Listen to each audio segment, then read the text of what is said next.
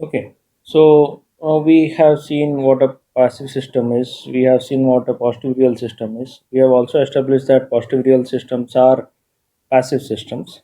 Now, why did we start looking into this idea of passive systems or positive real systems?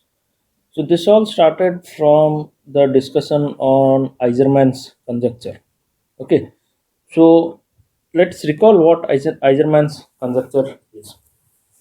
Suppose you have a nonlinear system, okay, that can be represented as a feedback interconnection between a linear time invariant system GS and a memoryless nonlinearity denoted by psi, where this memoryless nonlinearity is essentially a sector nonlinearity that lies in the sector defined by two constants, sorry, not positive one, two constants k1 and k2.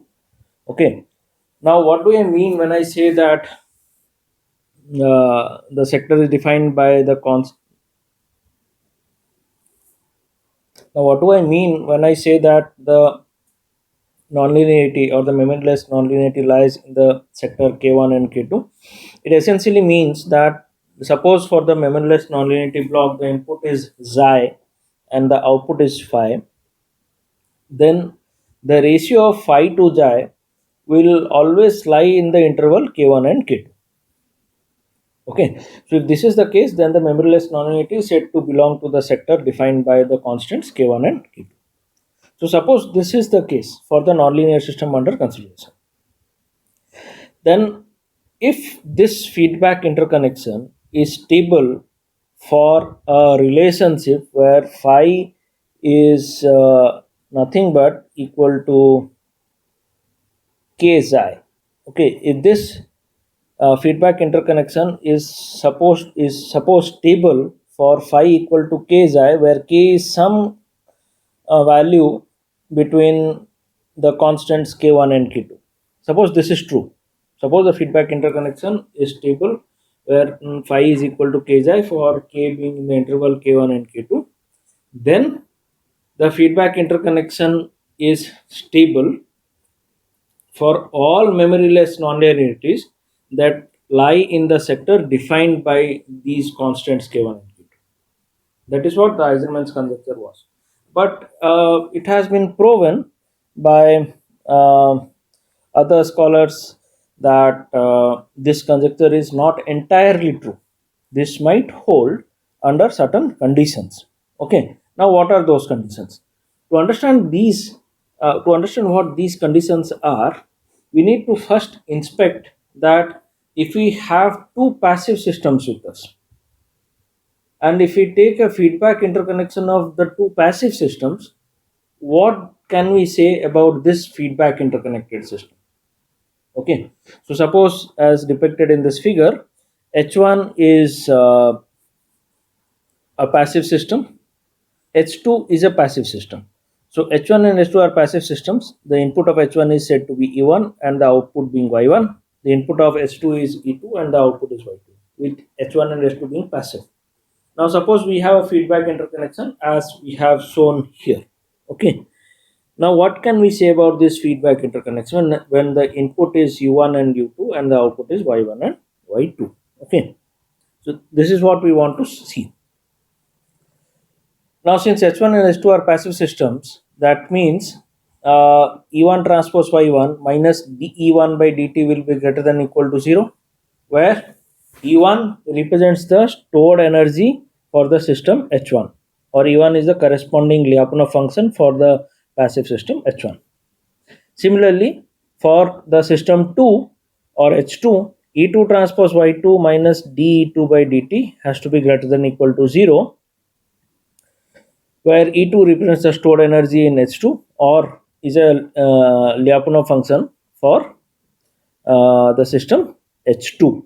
Okay, the input to this feedback interconnected system is U, which is U1 transpose U2 transpose, and the feedback output of the feedback interconnected system is represented by Y, which is Y1 transpose Y2 transpose the whole transpose. Okay, so now with this idea, let us see what happens from the Okay, so before we proceed, we can write a few expressions here.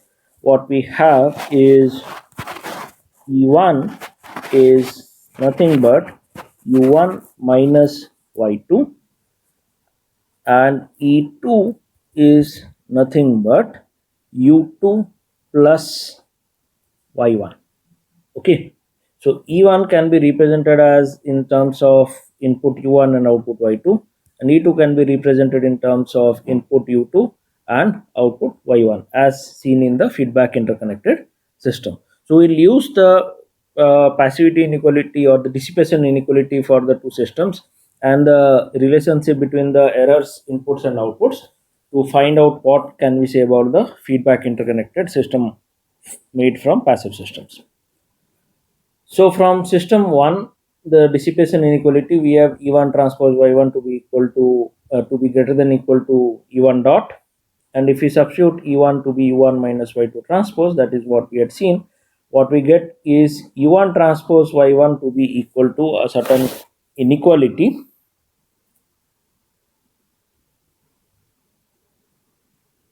which is this.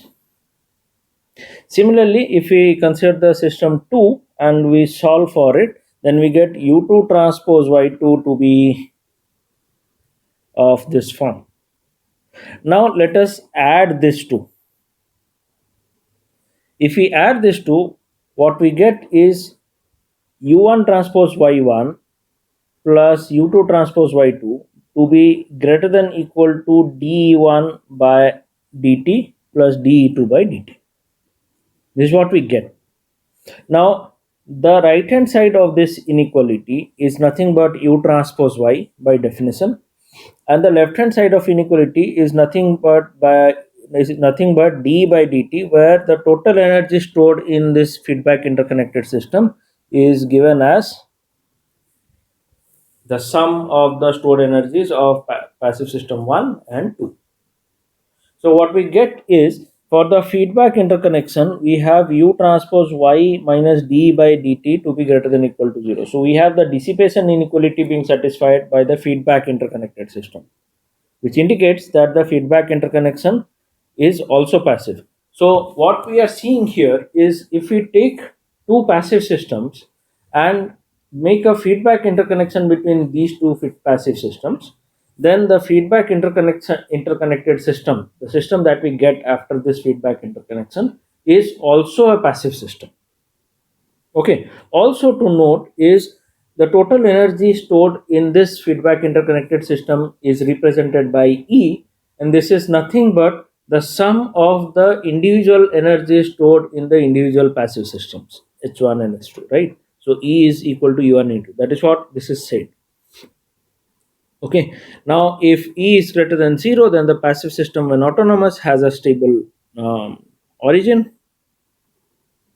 So if E is positive, then what we can say is, under if the inputs are identically 0, then d by dt will be less than equal to 0, and the system will become and the origin of the system can be considered as a stable origin. Okay, so this is true when we have positive real transfer functions. Okay, so next what we'll see is, with this idea that feedback interconnections are passive for systems when both the systems are essentially passive. With this idea, we'll see the conditions that actually make Eisenmann's conjecture true. Okay, so the Eisenmann conjectures hold for certain system. We'll see what are those conditions, and this is what will actually help us in establishing. Okay, so we'll stop here. Thank you.